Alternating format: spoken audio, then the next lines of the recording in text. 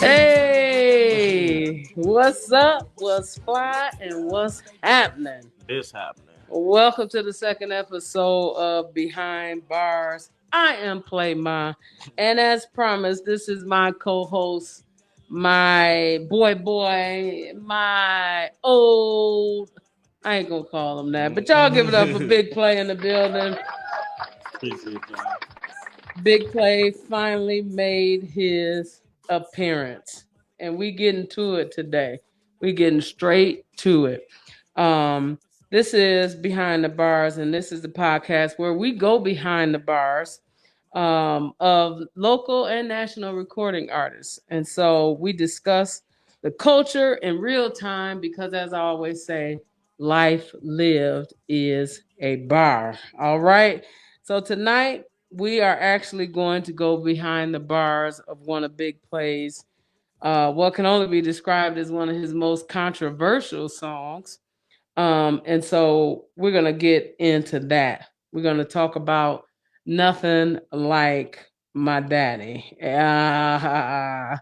But before we get to that, Play, why don't you just tell us a little bit about um well, first tell us how you became a rapper. Like what you were in school, you were playing football. So what prompted you to actually leave school on scholarship, I might add, and then get into rapping? Give us the background on that.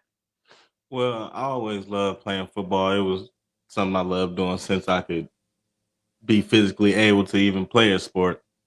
But just for some reason, I don't know if it might have had something to do with COVID and a lot of the things that were going on and us not playing for a few years. I was used to playing every year in my life too, I might add. Mm-hmm. So it might have had something to do with that on top of other reasons. But the love of the game just wasn't all the way there no more.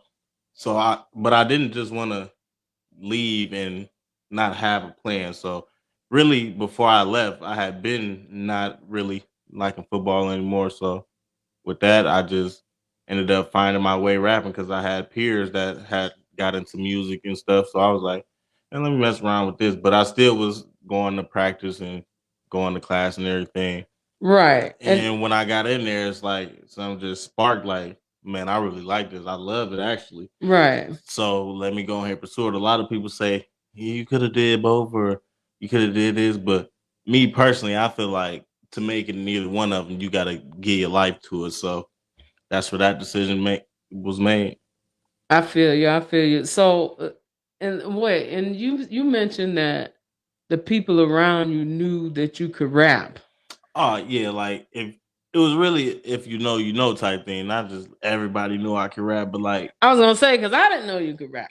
they knew I had the capability of putting a rap together. Oh, Yeah, okay. better than just somebody who would just hop on and try and put a rap together. And Right. that comes from just growing up around you rapping and all my uncles and everybody rapping. I put my first rap together just because I was watching you rap and I wanted to do it too. Right. But full disclosure, like I said, I when you told me you were gonna rap, I was furious. I was furious. And I reached out to my homeboy and I was like, yeah, and he leaving school and he talking about he gonna be a rapper, this, that, and other. And the boy can't even rap. And my homeboy actually was agreeing with me. Yeah, no. Now he hadn't really heard nothing. He Right. just, trying to console me, Hmm. yeah, you right, you right. And then when you dropped Concrete Rose, I heard the song and I sent it to that same homeboy and he was like, hey ma, your boy got skills. Your boy got skills. And so yeah, and like now I just try and do whatever I can to support you in that.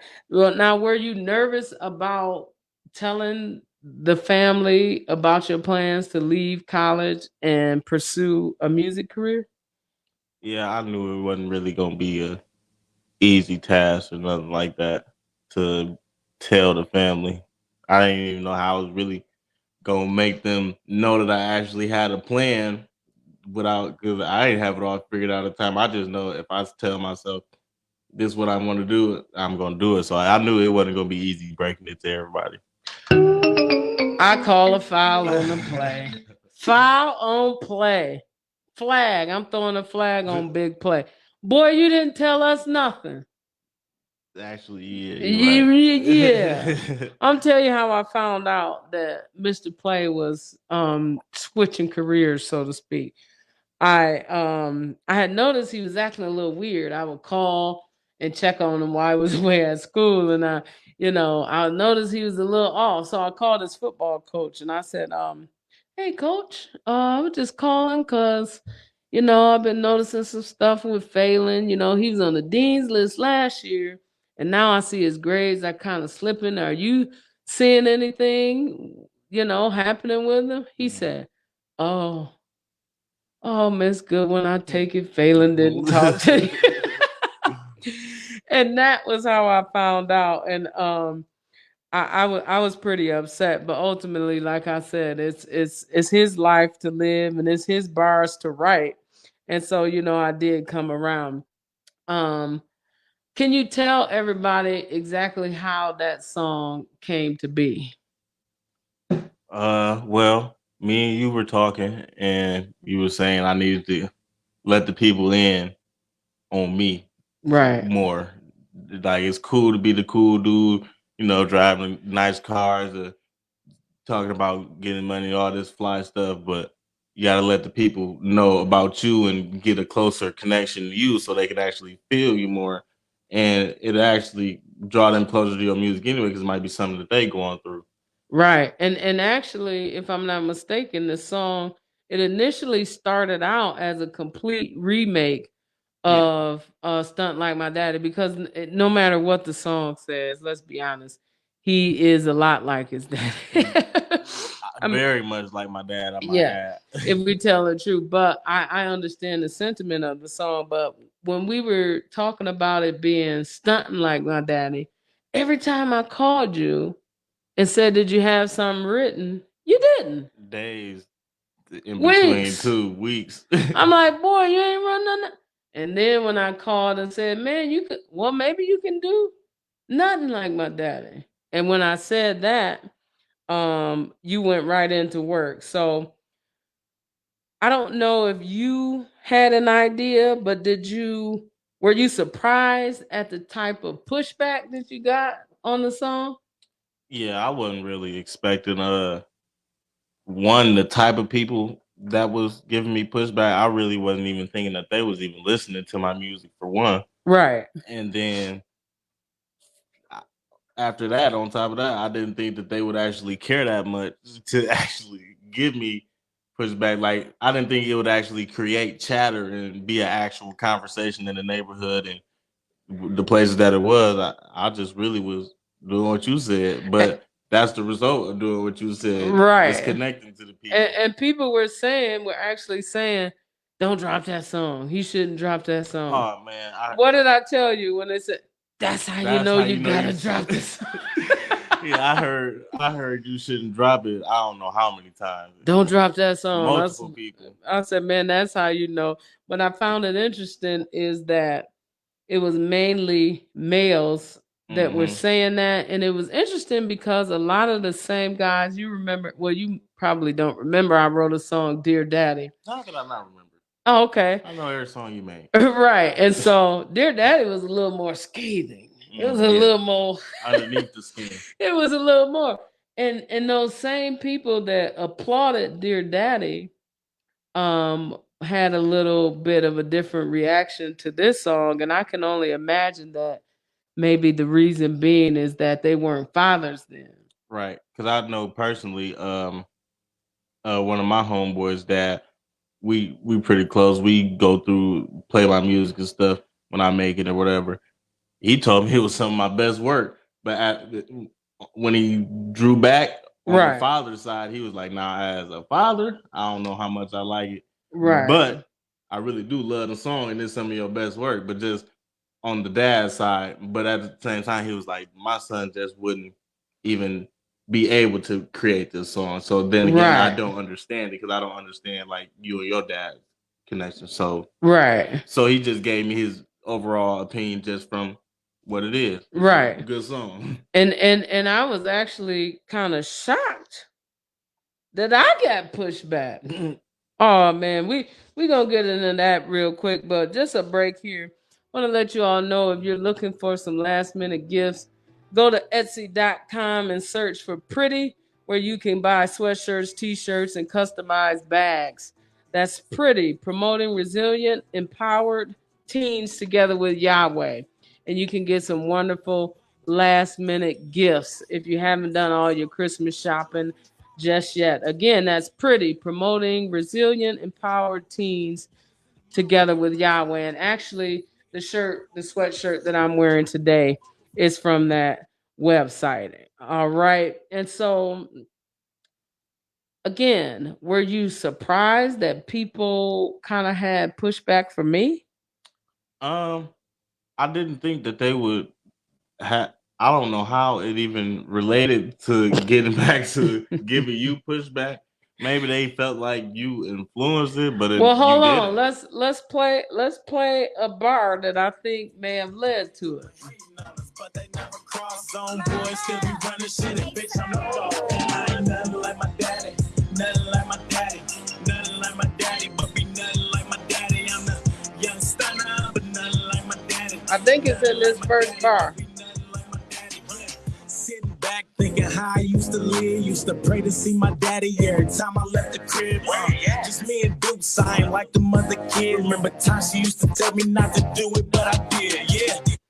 That's the bar. That's the bar that I think, I don't know, I could be wrong, but when I heard that, I thought, maybe this is the bar that made them believe that I'm the reason for your viewpoint. And let's be clear, this is not an indictment on his father at all. Phelan is always, no way possible. Yeah, he's always loved his father dearly, but this is his perception. This is you can't tell people how to feel, basically. Right. And I think having been in your position and having written a song much similar to this, like I said, even more scathing, it was really just my own perception. My mother didn't give me that perception. That was something that I witnessed, and that's how I took it in. When you hear that bar, me and Dukes, I ain't like the mother kids. I heard that bar and I thought, I wonder what he meant by that. And then I thought, all your friends, when you were growing up, all of your friends had their father and mother in the household, right? The majority of them, yeah, they had both parents in the home. Yeah, and that's and first of all, round of applause for the Black brothers. Round of applause for them, because that was not the case when I was growing up. There was only a few of my circle that had both parents, and so you witnessed fathers in the homes, And while I'm shouting people out, shout out to Aaron Cobbs II. Oh, Let me say this real quick. Aaron Cobbs II, when my son was little, he took him everywhere. He took him to every practice. If I had to work and there was some travel team, or if it was baseball, he always looked out for Phelan as well. So again, shout out to the Black brothers, to Aaron Cobb II, for doing that for my son. But do you think that line is why they projected some of that towards me? Maybe that line or another line where I referenced you. Maybe there's the lines where I bring your name up. They maybe feel like growing up you might have had something to do with it, but in no way, shape, or form would she ever dog my father out or anything like that. So it was really just me looking back and expressing how I felt in those situations and times where this type of stuff was happening. Right, right. And so I'm glad you cleared that up. Yeah. Because that was something that caught me off guard, actually. I'm like, what? Me? What? Little old me. Little old me? Come on. Shots fired. No, but something I wanted to ask was, because again, having done a similar type of song, did this song open old wounds? Did it open old wounds or heal old wounds? I feel like for me, it healed old wounds, but for my father, I feel like it might have opened some old wounds that maybe he really wasn't prepared to hear. Because when I sent it to him, I ain't really let him know what it was. I kind of set it up a different way. Oh man, no, you didn't. I sent it to him. I was like, "Pops, I was talking crazy on this song, wasn't I?" Phelan. But for me, Now I gotta call him Phelan for that. You ain't even playing. You didn't give him no prep. No, Nah. this is what the song is. When he heard the beat, he told me how he said when he heard the beat come on, he like, oh, he made a Stunning Like My Daddy remix. But then when the chorus came and then the verse, it was like, Oh, buddy. yeah, I can Look, see how it caught him off guard. But I feel like for me, it's just like being the older and mature me, it just let me wrap my mind around what was going on and just get it out. Get out right. how I feel, how I've been feeling all this time. I'm older now, I understand a lot more things, so it's not like it's no way was a diss or no nothing like that. Right. Just expressing myself. Me and my dad actually have a good relationship and all Right. that, so it's nothing like that. And I've always told you too, you can't be afraid if you're gonna be an artist. You can't be afraid of how people are gonna feel about you telling your truth. Didn't I told you this. I said, even if it comes to me, Mhm. you know, I wasn't a perfect mother. There may be some things that you got on the inside that you need to release concerning me. You can't be worried about how I'm going to receive that. Right. You got to let that thing out because that's some of the best work. A lot of the times, you know, people are just so busy trying to be cool and they don't want people to see the vulnerable them or what makes them scared. And that's one thing. Insecurities and stuff. Right. That's one thing that made Tupac such a great artist. He wasn't afraid to be vulnerable. He let you see all of him. And I think that's what this song did. Let's play a little further into this song. Selfish, only thinking about some fatty suicide dose, 24 Coca-Cola Chevy. Huh? Mama knew we wasn't shit, but I wasn't ready to accept That's it. All the line. that nigga told he could have kept Capping. This is a good song though, but I think you're right. That That's was the the line, line. yeah. That's the line. Mama knew he wasn't. But let's be clear. When you say that, what did you mean?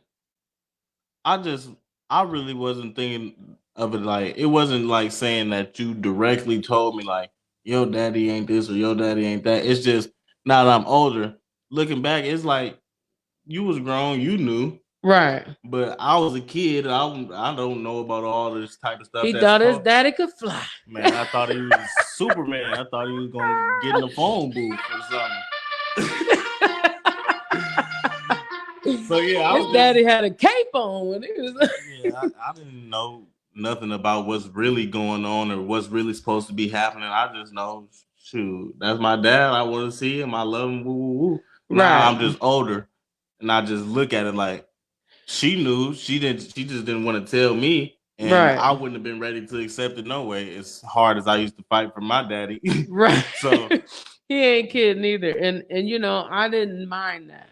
And I never wanted to give my perception. It's one thing I always say is when we talk about being single mothers and all these sorts of things, it's two people involved with making me a single mother. It Right. wasn't just on him.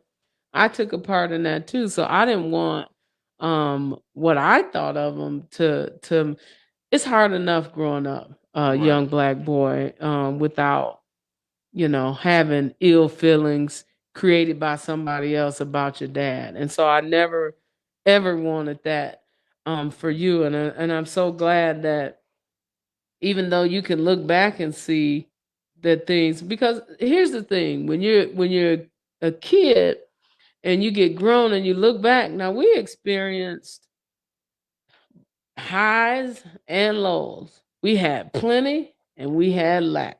Right. And so I know a lot of times you look back, and if you see the parent that's in the household doing all that they can, and then you look back and wonder, well, why didn't this work? Why wasn't it easier? Or why didn't they do that? Or Right. why didn't they care enough about me to do that? Then it will create those type of scenarios where you get a dear daddy, or you Right. or you get a nothing like my daddy. Let's get a little further into this, because there's some, you kind of you kind of put some other stuff that maybe everybody didn't know. I know a lot of us knew, but Now I'm older, I be feeling like it's fucking cause he left my mama struggling. He my pop, so I still love him, yeah. He got him in and got him gone like it was nothing. Real dope boy, not son of scandal motherfucker. People see me say you look just like your daddy. I ain't nothing like that nigga, I do this shit for the family, yeah. Even when I'm in the sticks, I ain't gon' run, cause they know that I'm the one. They like, that's Uncle Willie's son. play, play. That's my favorite line of the whole song, because I don't know if people outside of South Haven and Covert really understand that line. Oh yeah, they probably don't. Yeah, nah. But that's okay, because that line right there, I love it. When you say, even when I'm in the sticks, I ain't gonna run. Because they know that I'm the one. They like, that's Uncle Willie's son. Right. They probably only get that part from next Friday. From next You know, Friday, Uncle but Willie's do they son. know that your daddy named Willie? Yeah, they unless you know You don't get it. yeah. And then they know that your daddy's from the sticks. Yeah, they which call is- Covert where my dad is from, the sticks. So that's where that come. I say, even when I'm in the sticks, I ain't gonna run because they know that I'm the one. They like, man, that's Uncle Willie's son. I really love that line too, because it's so true. Because no matter what they do, they embrace you as his son, and you know, there's a lot of things that happen between parents, but one thing for sure is, I don't think anybody in his family ever treated you any differently. Now, nobody's gonna treat you like your mama, but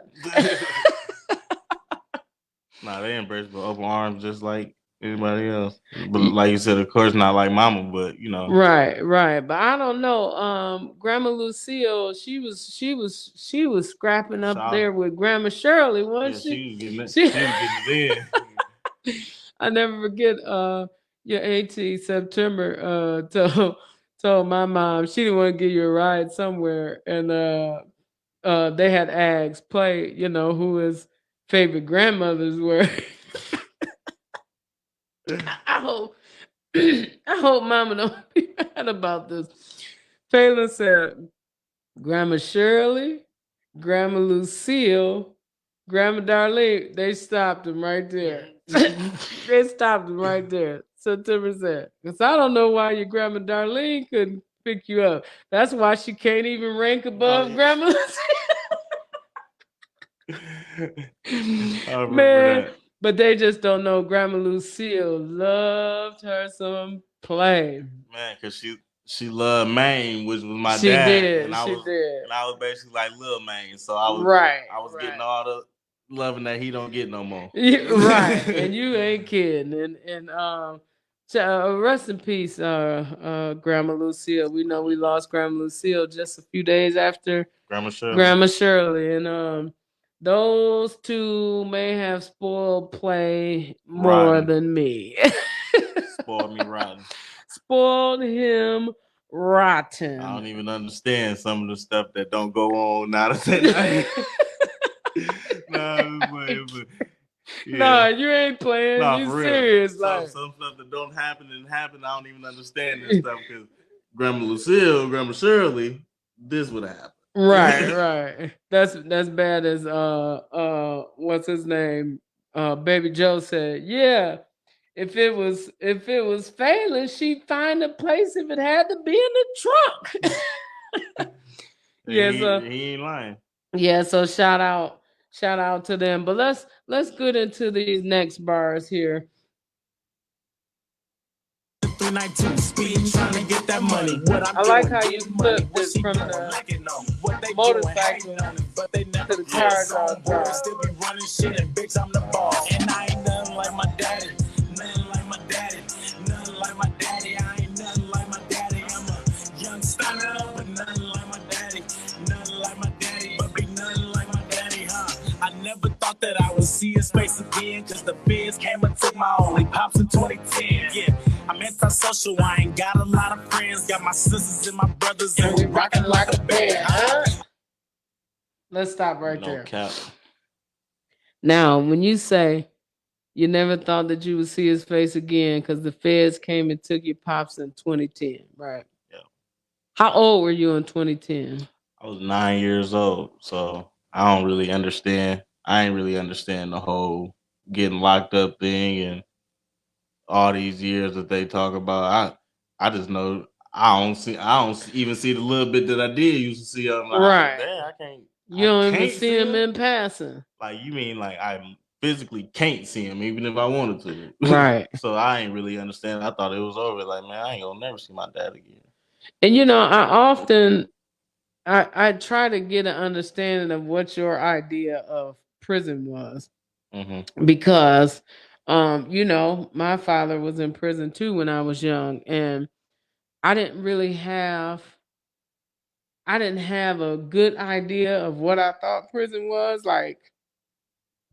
But I know, you know, when you're coming up, I always wondered, tried to make you understand that he was safe, you know, there's stuff like that, because I didn't know how that would be affecting you. How did that affect you?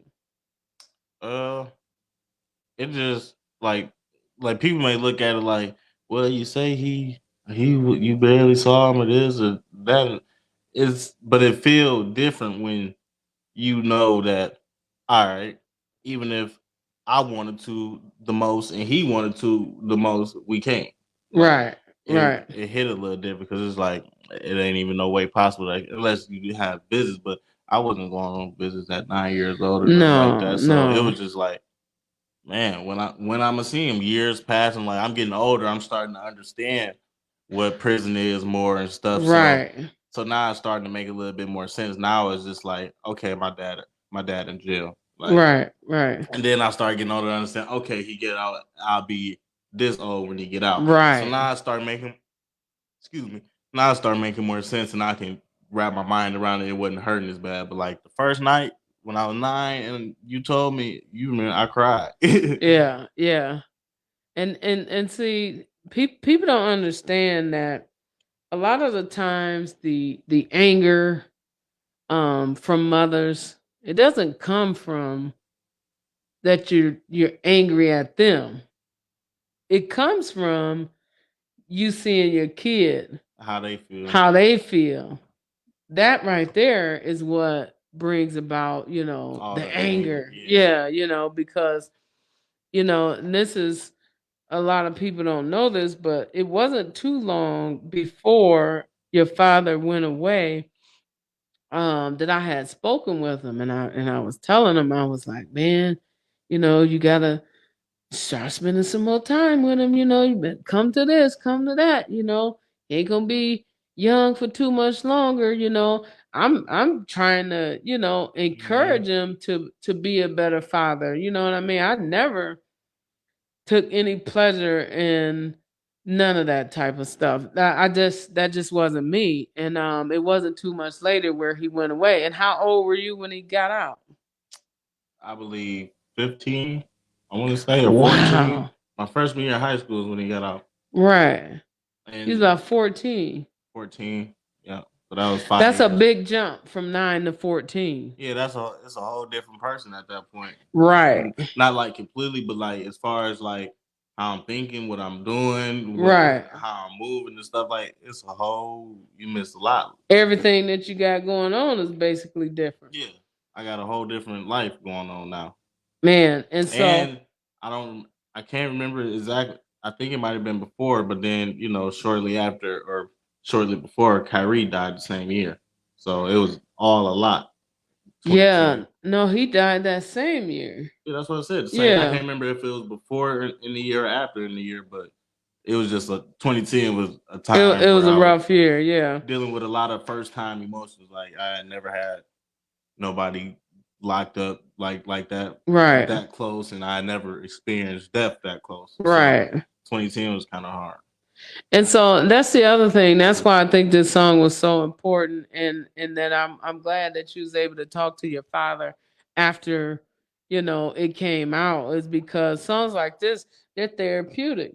They really, really Room help. in the 392, speed trying to get that money. What I'm doing, getting money. What she doing, looking at. No, but it's fly too. Yeah. It's fly too. I really like it. Let's get to the last little bits of it before we move on. Hold on a second. Like my daddy, I'm a young stunner. Nothing like my daddy, nothing like my daddy, but be nothing like my daddy, huh? I never thought that I would see his face again, cause the biz came and took my own, like Pops in 2010, yeah. I'm antisocial, I ain't got a lot of friends, got my sisters and my brothers, and we rockin' like a band, huh? I love the stun, but nothing like my daddy, I ain't never seen his work, but I know that nigga had it, yeah. I'm from the zone, where we ball just like the Mavericks, I be feeding for that money, guess I'm something like an addict, I'm from where they beat you down before they bust you, take it, bitch. Let's stop because I really love the relationship that you have with your brothers and sisters. Oh yeah. So I really love that bar. Got my sisters and my brothers, and we rocking like a band. How is that relationship? My relationship with my siblings is real good now. Like, it was always growing up, it was good because I always looked at it like, all right, I'm the oldest. I know all of our situations ain't ideal. Right. For like I said, a lot of people around me had both parents, so I know our situations ain't typical. So Right. I got to try and be there for my brothers and sisters and show them as much as I can every chance I get that I love them, that I do anything for them at the end of the day. And that's what did I always tell you too? I always told you that you are the model for your younger brothers, especially. yeah, especially. So I always, and maybe people thought that you were too young to carry that I put on you, but I always told you, your brother is looking at you, Phelan. Watch how you move. Watch what you're doing. Your brother is looking at you. And I'll never forget, he came bopping up. Remember when you had that blonde hair? Oh yeah. Man, I said, shout out my little brother, man. Yeah, I love Lil Willie. He's so sweet. Yeah, that's my dog. Oh yeah, and he came up. He had a blind box, and then you cut it. Oh, he was mad. He's like, you didn't even consult with him. You just went and cut it, and he was still with his blind locks. Like, they ain't gonna let me know that's what we was Right, doing. I didn't know that's what we was on, bro. But yeah, and you got other siblings, obviously, but. Yeah. You all grew up in kind of the same area, you and your younger brother and your younger sister. But you got siblings everywhere, don't you? Yeah. I got one that grew up in Holland. I got 3. They all have the same mother. They all grew up most of their lives in Atlanta, down there in Georgia. Kamira, she grew up in the Indiana area. Mm-hmm. So, yeah. And then me, Nye, and Willie, we all grew up in the same area. Right. Shout out to the Harmon clan. shout out to the Harmon clan. He got a little team, don't he? Yeah, he got a little starting 5, couple subs. Yeah, that's more than a. Yeah, he got a few subs. Got 2 subs. 3. Yeah, but let's go ahead and finish this song out, and because I really like the way it ends, kind of, sort of. They don't try us because they know just how we coming. Know some blood that say they bumming. If they do, they dropping some. The young Wayne of the game applying pressure. You can try, but you won't catch up on my mama. I won't let her. I jumped in and got my rep up. Let's get high and throw the setup. Niggas might be in the game, but ain't no way that they gon' check us. Some minutes through 19 speeding, trying to get that money. What I'm doing, getting money. What she doing, licking on it. What they doing, hating on us. But they never cross zone. Boys still be running shit, and bitch, I'm the boss. And I ain't nothing like my daddy. Nothing like my daddy. Nothing like my daddy. I ain't nothing like my daddy. I'm a young stunner, but nothing like my daddy. Nothing like my daddy, but be nothing like my daddy. Room in the 392, speed trying to get room in the 392, speed trying to get room in the 392, speed trying to get zone boy. running shit, bitch. I'm the boss. Play. So play. What we want to do before you get up out of here, because that's really what we wanted to do with that song. We kind of just want to put some stuff to bed. People thought that there was some sort of malice and all of these other things you did. You spoke with your father. You and your father is cool. Yeah. You know, and ultimately, I don't know. Hopefully, this will be your experience as well. Me and my father, we got closer after that. I had to grow up some more. He had to clean his life up some, but I think that having that conversation and understanding how I felt and knowing that it's not a personal attack, saying how you feel. Yeah, no. It's not a personal attack, and you know, our relationship actually better than ever. yeah, see, that's why I say that it open old wounds or heal old wounds. But sometimes you open them up. Yeah, it had for his side, it had to open first, and then Heal. he got in the healing process, but definitely busted wide open though when he first came. lay your pops, but they got under your skin a little but bit. listen, just a tad. Shots fired. No. But yeah, it initially does. I'll never forget. Matter of fact, when I tell the story, shout out Freddie Flo. Freddie Flo, back in the day, y'all talking about streaming. Freddie Flo opened up a whole radio station. Shout out Freddie Flo, man. Shout out Freddie Flo. Y'all probably don't remember that. He had a whole radio station in the South Haven area. And they would play Dear Daddy a lot. And I can imagine that didn't feel good, you know, to my father. But like I say, ultimately, sometimes you got to tear them wounds open, let some air hit them. Yeah.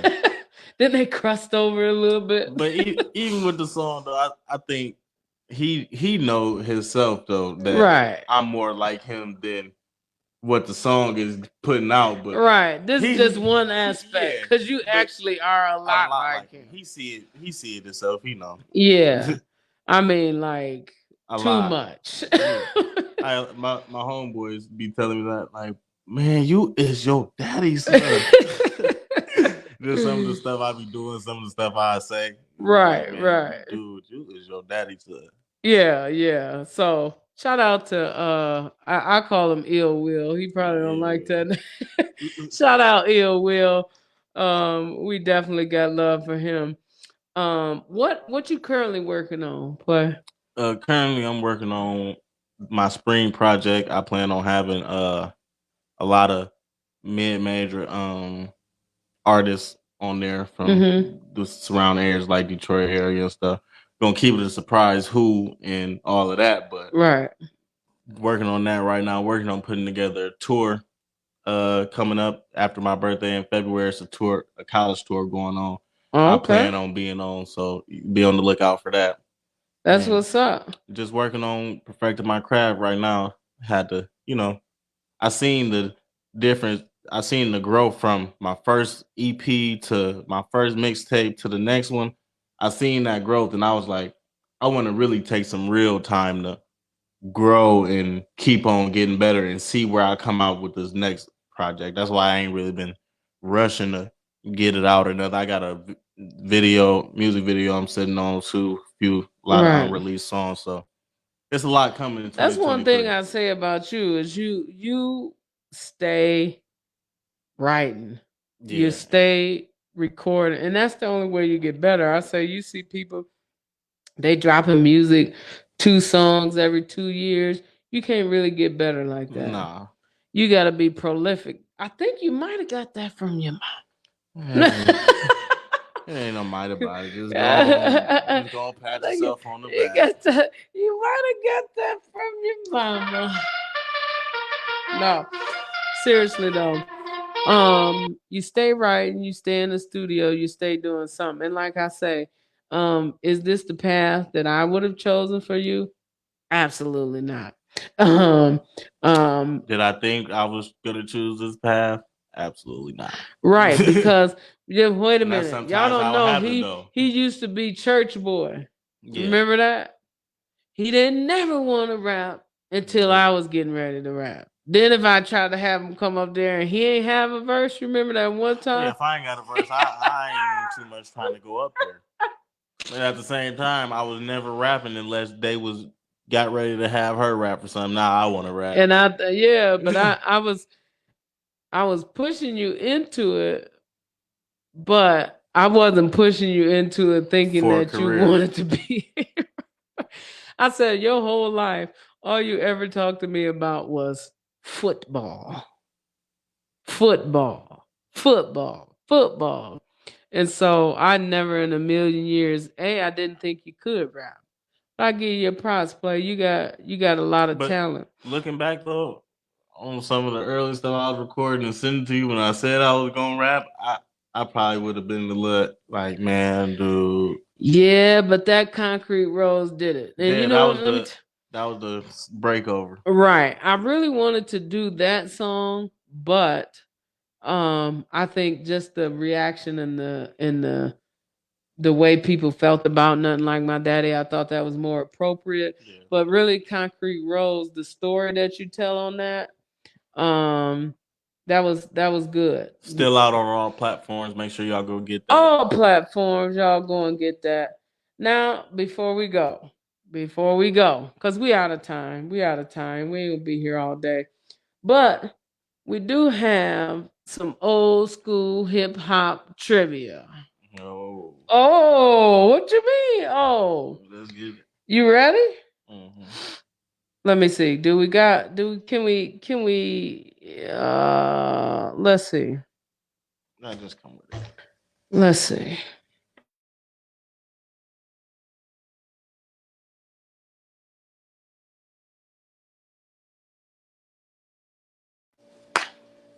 Who wrote the message? Who wrote the message? Funk Master Flex. Say that. No.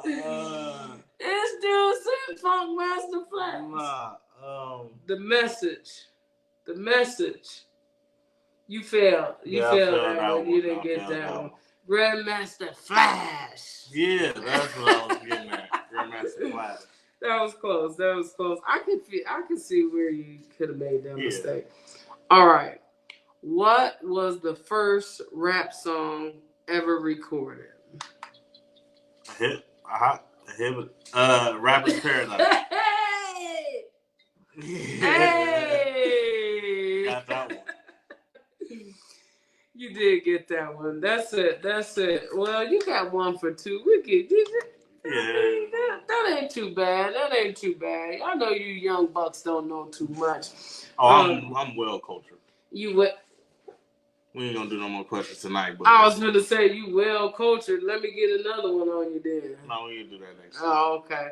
Well, that's all the time we have today, y'all. We glad y'all tuned in with Play My and Big Play. Playtime Over still out everywhere in all stores. You find it anywhere. Pay to Play still out. Don't Play music videos still out. From Broadwell to the Zone, that's still out. Shout out all my PBM homies. Hey. K-Sav, Black Benji, my nigga Bucks, Cud, Lou Will, Loke Smooth, All-Star Rob. That's it. Now he gonna shout out the whole neighborhood. Man, we gotta go, y'all. Thank y'all for tuning in to Behind the Bars with Big Play and Play My, where we go behind the bars of the local and national artists, and we talk about the culture in real time because life lived is what? It is. A bar. We out. We gone.